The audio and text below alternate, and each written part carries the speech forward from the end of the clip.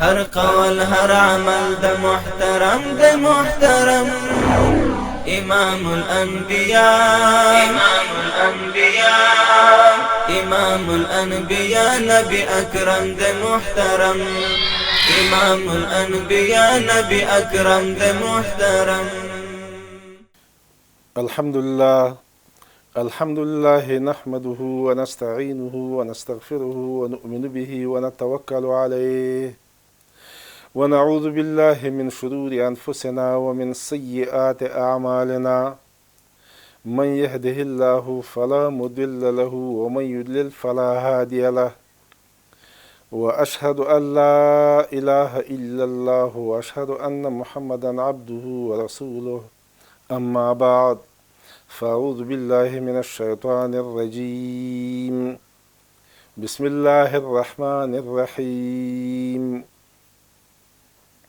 وما أرسلناك إلا رحمة للعالمين.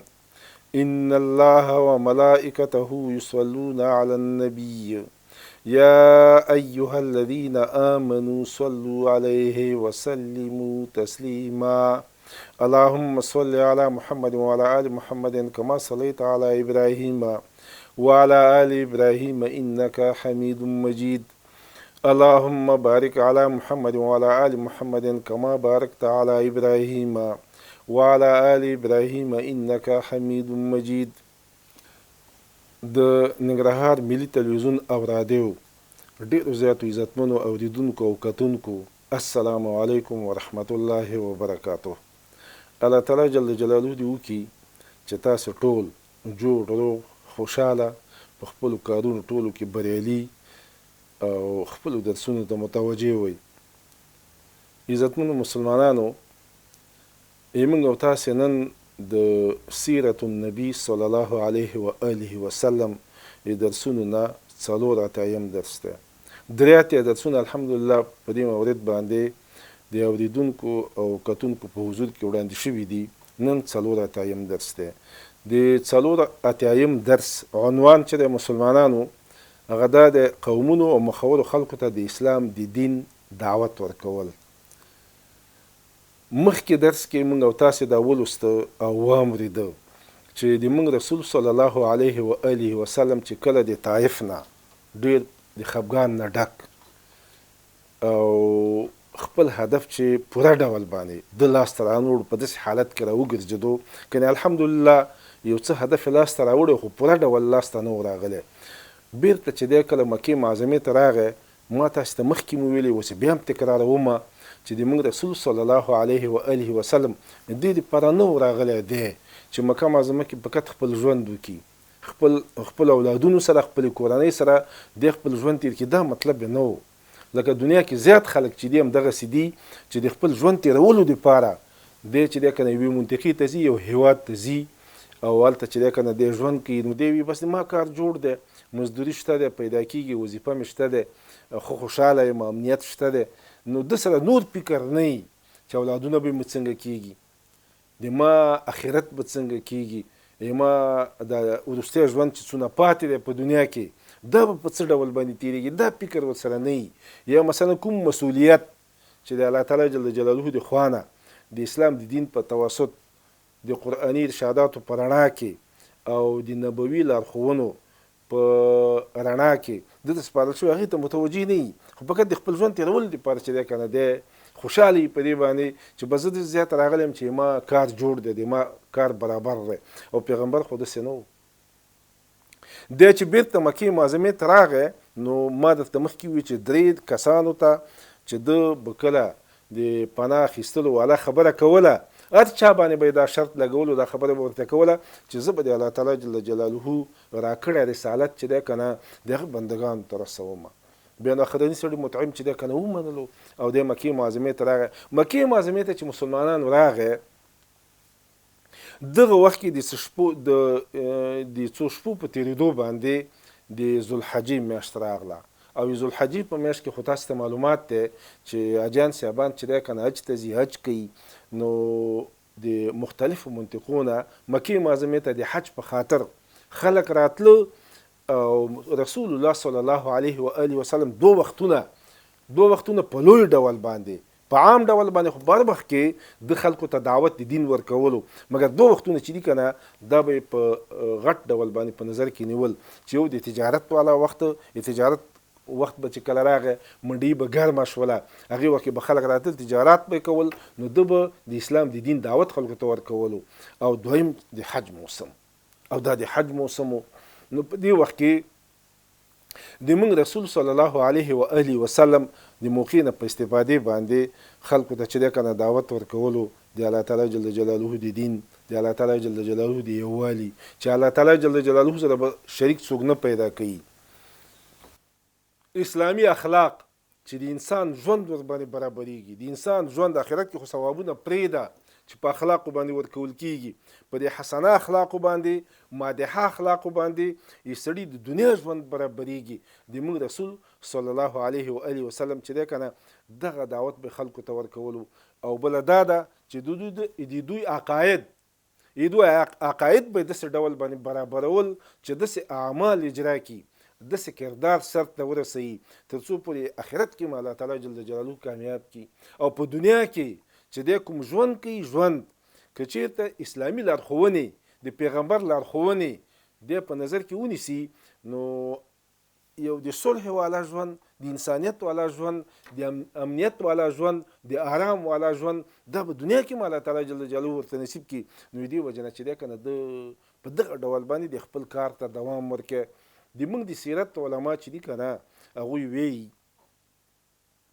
د موږ پیغمبر صلی الله علیه و آله وسلم چې بیرته راوګرځېدو، بیرته راوګرځېدو 10 کال و، دې 10 کال نه نیولې ان تر هغې پورې چې د موږ رسول صلی الله علیه و آله وسلم بیا هجرت کولو، یعنې 14 کال د نبوت پورې ده چې دی که نه خپل دعوت ته دوام ورکړي. انفرادي ډول هم لګیا و، اجتماعي ډول هم لګیا و، قبایلو ته به بیل هم ورتلو، او ځان ته اشخاصو ته چې دی که نه هغوی ته به هم دعوت ورکولو. مکې ته به چې خلک راغله دوی ته هم دعوت ورکولو. مکې نه یې باندې به هم وتلو، خو مکې ته نږدې، ډېر لرې نه تلو. مکې ته نږدې چې کوم قبایل او اقوام پراته وو هغوی ته به هم تلو، هغلته به یې د الله تعالی جل جلاله د دین دعوت چې دی که نه د خلقو ته ورکولو. نو په دغو قبیلو کې، په دغو ډلو کې د موږ د دین علما چې دی که نه 15 غټې قبیلې دا یادوي چې 15 قبیلو ته چې دی که نه د موږ رسول صلی الله علیه و آله وسلم چې دی که نه دعوت ورسول. نو د هغو قبیلو نه د هر یوې نومونه دا دیني علما په کتابونو کې لیکي، لکه مثلا بنو عامر ابن صعصعه، محارب ابن خصفه، فزاره، غسان، مره، حنیفه، سلیم، عبس، بنو نذیر، بنو البکا، کنده، کلب، حارث ابن کعب، عزره او حزارمه. دا 15 قبیلې چې دي، 15 دوی ته د الله تعالی جل جلاله د دین دعوت د پیغمبر صلی الله علیه و آله وسلم ورته ورکړي. دا چې هغوی کوم جوابونه ویلي دي، هغوی کوم غبرګون ښودلی، او د موږ پیغمبر صلی الله علیه و آله وسلم کوم کلمات د دعوت په حالت کې دوی ته استعمال کړي، یا کوم حالت غوره کړی دی او کوم طرز غوره کړی دی، نو ټول خو نه کیږي، خو د ځینې قبیلو په باره کې به یو څه معلومات موږ انشاءالله تاسو ته وړاندې کړو. د موږ د دین علما وایي چې موږ رسول صلی الله علیه و آله وسلم به چې کله کومې قبیلې ته ورتلو، یا د قبیلې والا خلکو ته به یې دعوت ورکولو، دې نه مخکې به ابوبکر رضی الله تعالی عنه چې هغه د انصابو لوی عالم و، د تاریخ په باره کې هغه ډېر معلومات لرل، د قبایلو په باره کې هغه ډېر پوهېدو، هغه به مخکې د دې قبیلې په باره کې د موږ رسول صلی الله علیه و آله وسلم ته معلومات ورکړو. پیغمبر صلی الله علیه و آله وسلم به د هغې قبیلې د حالاتو نه، د هغې قبیلې د ډېروالي او د لږوالي نه، د هغې قبیلې د نفوسو نه، او یا مثلا د قبیلې چې کوم نفوذ دی، نفوذ او نفوس، نو نفوسو نه به هم خبر کې، نفوذ نه به هم خبر کې، هغو چې کوم اثرات لرل یا مثلا کوم خواص او خصلتونه لرل هغه به یې ورته وښوده. د هغې نه وروسته به بیا د موږ رسول صلی الله علیه و آله وسلم چې دی که نه دې قبایلو ته دعوت ورکولو، او د موږ رسول صلی الله علیه و آله وسلم چې دعوت به ورکولو، اول به د الله تعالی جل جلاله دین ته رابلل چې د الله تعالی جل جلاله دین به منئ، په توحید باندې د الله تعالی جل جلاله په یووالي باندې به اقرار کوئ. دې پسې وروسته دویم قدم کې به د موږ رسول صلی الله علیه و آله وسلم دوی ته ویلې چې ما حمایه به کوئ. ځکه قریش چې و په مکه معظمه کې یوازې دا نه چې د الله تعالی جل جلاله دین نه منلو، د الله تعالی جل جلاله د دین خلاف و، د رسالت خلاف و، د مونږ پیغمبر صلی الله علیه و آله وسلم ته د وژلو تکلم کولو. دا ارزو یې لرله چې دا پیغمبر چې دی که نه العیاذ بالله دا باید ووژلی شي، او تعذیبونه ده ته او یا نور مسلمانانو ته اخو نو بیا د سیرت کتابونه ورنه ډک دي بالکل. نو د مونږ پیغمبر صلی الله علیه و آله وسلم د دعوت په دوران کې به دا خبره ورته کوله چې تاسې به د ما نه مطلب دفاع کوئ، ایمانه به دفاع کوئ. تاسې غوره سیرت 214 صفحه او رحیق المختوم 102 صفحه. مسلمانانو د سیرت علما وی په دې ټولو قبایلو کې چې د دعوت ورته ورکې فلم یستجب منهم احد هیچا چې د دې دعوت قبول نه کړي، هیچا یې خبره ونه منله، هیچا دته مثبت جواب ونه ویلی. او دا نو بیا ډېرې لوی حوصلې ته مسلمانانو ضرورت لري چې سړی بیخي حیران شي ورته. او یوه خبره بله درته دا کول غواړم دغه دعوت چې د موږ د رسول صلی الله علیه و آله وسلم روانو دا فقط بعضې قبیلو ته د 10 کال همدا د ذوالحجې په میاشت کې د کال په آخر کې دوی ته ورکړی شو. نور عام دعوت چې دی مسلمانانو تکرارا زه درته وایم دا دعوت چې دی د 4 کال د نبوت نه شروع تر 14 کال پورې د دوام لرل. دا نو مختلفو قبیلو ته په مختلفو اوقاتو کې د الله تعالی جل جلاله پیغمبر چې دی که نه هغه دعوت ورته ورکړی دی. موږ د دین علما او بالخصوص د سیرت علما هغه جوابونه او یا مثلا هغه رد چې هغې قبیلو کړی دی هغه په خپلو کتابونو کې لیکي او ډېر زیات معلومات چې دی وړاندې کوي. هغه کسان چې د سیرت په باره کې ډېر معلومات ځان ته مطلب حاصلول غواړي، لاسته راوړلي غواړي، د هغوی لپاره پکار ده چې د سیرت متولو کتابونو ته رجوع وکړي. نو موږ خو کوشش کوو چې فقط مختصر ډول باندې لږ معلومات د اوریدونکو حضور ته وړاندې کړو تر څو پورې شوق یې ورسره پیدا شي، مینې یې ورسره پیدا شي، نور به خپله تلاش کوي، خپله به کوشش کوي، مطالعه به کوي. نو د دې قبیلو نه چې کومو کسانو د موږ رسول صلی الله علیه و آله وسلم ته جواب ویلی یا ده ورته کومه خبر کړې ده هغې نه د یوه قبیله ده چې بنو کلب ورته وایي.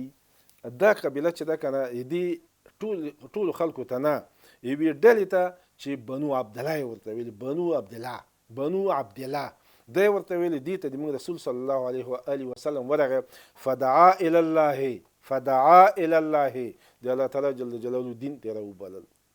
دا خلک دا بنو عبدالله دی د الله تعالی جل جلاله دین ته راوبلل چې د الله تعالی جل جلاله دین ومنئ، الله تعالی په یووالي باندې ومنئ، د بوتانو عبادات چې دي که نه دا پرېږدئ، خرافاتو پسې مه ګرځېږئ. او بله خبره دا ده وعرض علیهم نفسه او بل ځان یې ورباندې وړاندې کړي چې ما حمایه به هم کوئ. لکه مخکې چې ما درته وویل چې دا 2 خبرې په دې دعوت کې ډېرې مهمې وي. یوه دا چې خلکو ته به د الله تعالی جل جلاله دین وړاندې کوي، یووالی به وړاندې کوي او رسالت. او دا دویمه چې ده د خپل ځان په باره کې حمایه وعرض علیهم نفسه او خپل ځان چې دی که نه د ده باره کې به خبره وکړه چې ما به حمایه کوئ تاسې.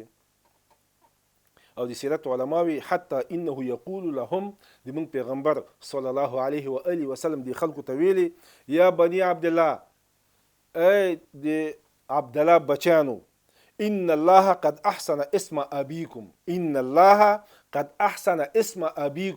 الله تعالی جل جلاله تاسې د پلار نوم څومره ښایسته پیدا کړی دی، څومره ښایسته یې برابر کړی. عبدالله نوم دی تاسې د پلار، تاسې د پلار نوم عبدالله دی. دا یوه تشویقي جنبه ده چې د هغو صفت وکړه شو، صفت د دې لپاره چې خبره رد نه کړي، چې خبره ومني، خبره تسلیم کړي. فلم يقبلوا منه ما عرض علیهم، بس د چې ورته کومه خبره وکړله هغه بالکل ونه منله، هغې ته دوی اماده نه شو. د پیغمبر صلی الله علیه و آله وسلم دغه سلوک ته چې په دونه نرمۍ باندې دوی سره وکړي، هم هغې ته هغوی مثبت جواب ونه خبره یې ونه منله، بس خبره ختمه شوه. دویمه قبیله چې ما مخکې درته وویلې هغه بنو حنیفه وه. بنو حنیفه دا مې یوه قبیله وه. دې ته د موږ رسول صلی الله علیه وسلم راغی، په روایاتو کې راغلي اتاهم فی منازلهم، دوی کورونو ته راغی، کورونو ته یې موږ پیغمبر صلی الله علیه و آله وسلم ورته داسې ونه وي چې ما ته راشئ ځکه یې سړي خپل هدف مهمي، او د موږ د پیغمبر صلی الله علیه و آله وسلم ځان خو مطلب نه و، ځان عزت خو مطلب نه و، دنیا راوړل لاس ته دا خو د هغه هدف نه و. د هغه هدف دا و چې د الله تعالی جل جلاله دین دا خلک ومني، دا هدف و. نو د هغوی اتاهم فی منازلهم، بس د هغوی کورونو ته راغی. فدعاهم الی الله تعالی، الله تعالی جل جلاله ته یې وبلل، د الله تعالی دین ته یې وبلل، او وعرض علیهم نفسه، او د ځان باره کې هم ورته خبره وکړه چې ما نه به تاسې حمایه کوئ، ځکه دعوت کې همدا خبره هم وکړه نو یو غټ جز هم دا مو. او فلم یکن احد من العرب اقبح علیه ردا منه، فلم یکن احد من العرب، په ټولو عربو کې داسې څوک نه و اقبح ډېر بد ډېر خراب علیه په پیغمبر باندې ردا منهم د رد کولو د دوی، یعنی مطلب دا دی چې کوم جواب دی بنو حنیفه د مونږ پیغمبر صلی الله علیه و آله وسلم ته زشت او خراب ورکې، بل چا وي داسې خراب جواب نه دی ورکړی. بلنه منل خو پرېږده، هغه کلمات چې د رد کولو والا دي هغه یې ورته ډېر سخت استعمال کړو. او موږ او تاسو ته معلومات دی مسلمانانو، یو څوک چې چا نه څه شی غواړي، چا سره مکالمه کوي په کومه برخه کې، هغه مقابل طرف که شی نه ورکوي، که دعوت یې نه مني، خبره یې نه مني، مګر چې سلوک ورسره ښه وکړي او کلمات او جملات دا مطلب احسن او ښه استعمال کړي، نو خلک ترې خوشحاله وي. او همداسې پکار وي چې چاته شی څوک نه ورکوي، نه دی ورکوي، نه دی ورکوي، ورکوونکی الله دی، هر څه الله جل جلاله سره دی، خو وضعیت باید سړی ورسره صحیح وکړي. او وضعیت چې هر چا څونه غټ سړی دی چې په څونه غټ منصب باندې الله تعالی جل جلاله دې مقرر کړی، خو چې وضعیت او سلوک د خلکو سره خراب وکړي، د خلکو خوښیږي نه، د خلکو بدي شي. او چې کله سړی د خلکو بدي شي، د الله هم بدي شي. ګوره دا یاد ساتئ، ځکه الله تعالی جل جلاله په دې خپلو بندګانو باندې چې دی که نه ډېر زیات خفه کېږي.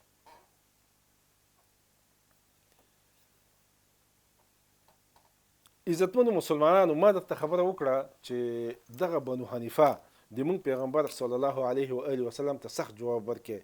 نو دې باره کې د سیرت علما چې دي که نه هغوی لیکي وی چې د دې بنو حنیفه چې ده وی دا او قریش دا د مونږ پیغمبر صلی الله علیه وسلم چې کومې کورنۍ سره تعلق لرلو، د بنو عبدالمطلب، دوی او د هغوی په منځ کې وی څه ضد موجود و پخوانه، ځکه د بنو حنیفه چې ده دوی اصلا اړیکه وی د ربیعه سره وه، او د مونږ د پیغمبر صلی الله علیه و آله وسلم د کورنۍ موزر سره وه. او په داسې چې اوږده ډول باندې دا سلسله د نسب د دوی وڅېړي، عدنان په ټول ځي، هلته خو ټول هغې ځای کې یو دي، خو دلته وروسته چې سره بیل شوي دي، نو دغه قبیله چې دا دعوت ونه منلو دا د ربیعه والا و، او د موږ د پیغمبر صلی الله علیه وسلم قبیله چې ده که نه دا د موزر والا و. پوخانه د دوی په منځ کې چې دی که نه کینه او بغض او مطلب مشکل چې دی که نه هغه مطلب موجود و پکې. وی د دې وجې نه دې خلکو کې چې دی که نه دې خلکو کې یو سړی و، یو سړی هغه ډېر بیکاره سړی و. علما د مونږ چې دی که نه لیکي هغه طلحه النمري دا یو سړی و. وی دا مسیلمة الکذاب ته، مسیلمة الکذاب ده ته وی راغی او ورته ویلې چې اشهد انک کذاب، دا خپل قومي مشر ته، قومي سړی چې بنو حنیفه د قبیلې مشر و مسیلمه، ده ته وی اشهد انک کذاب، زه شهیدیم چې ته دروغجن یې، ما ته دا معلومات دی. او محمد صلی الله علیه و آله وسلم چې دی که نه دا رښتینی دی، محمد صلی الله علیه و آله وسلم رښتینی دی، خو موږ د قوم دا دروغجن چې دی دروغجن دا موږ ته ګران دی د هغه چا نه چې هغه رښتینی دی. پیغمبر اسلام یې ښودو، پیغمبر صلی الله علیه و آله وسلم ښودو چې هغه موږ ته ګران نه دی، سره دی چې رښتینی دی، او ته چې دی که نه موږ ته ګران یې، سره دی چې دروغجن یې. ته موږ ته ګران یې، هغه رښتینی چې دی که نه هغه موږ ته ګران. دونه اندازې ته دوی په منځ کې مقابله چې ده، کوم مقابله او کشکونې دا مطلب موجود وي. ځینې قومي خلک چې دي هغه همدغسې وي چې اصولو ته هم نه ګوري، دین ته هم نه ګوري، انسانیت ته هم نه ګوري، او د اخلاقو کوم چوکاټ چې دی هغې ته هم نه ګوري، اما خپل قوم ته ترجیح ورکوي. دا صحیح کار نه دی. د خپل قوم نه به سړی هلته دفاع کوي چې دوی په حقه باندې وي، او چې په حقه باندې خپل قوم نه سړی به د خپل پلار نه هم دفاع ونه کړي، د پلار نه، د مور نه، د زوی نه، د دې نږدې خپلوان نه خو څوک نږدې نه وي. داسې نمونه د قوم نه دفاع کول چې په غلطه دي هم څوک کوي، په دې باندې الله تعالی جل جلاله ناراضه کېږي. د دې وجه مسلمانانو د داسې خبرو نه ځان ساتل پکار دی. اسلام د داسې خبرو اجازه بیخي چاته نه ورکوي چې سړی د قومي تعصب د وجې نه د خپل قوم نه په غلطه باندې، په ناروا باندې، په ناجایزه باندې دفاع کوي. او د ظالمانو هم دغسې کول. پیغمبر یې د خپل دروغجن سره نه برابرولو، او خپله باندې اقرار هم کوي چې هغه رښتینی دی، دښمن هم دی، د دښمنۍ په حالت کې خو د هغه دا صدق چې دی، صدق یا صدیقوالی هغه خو تثبیت و، د هغې نه خو چا انکار نه شو کولی. ټولو کافرانو، ټولو مشرکانو په ټول ژوند کې په دې باندې اقرار کولو چې دا پیغمبر چې دی که نه دا رښتینی انسان دی، دا دروغجن نه دی. دا مسلمانانو د موږ او تاسې 4 درس و. 15 درس به هم انشاءالله په همدې باره کې وي چې کومو قبایلو ته د موږ رسول صلی الله علیه و آله وسلم دعوت ورکړی، هغو چې کوم رقم غبرګون ښودلی دی هغه به یې تاسې په حضور کې انشاءالله وړاندې کړو. تر هغې درسه پورې زه تاسې په الله تعالی جل جلاله باندې سپارم. اجازه درنه غواړم. والسلام علیکم ورحمة الله وبرکاته.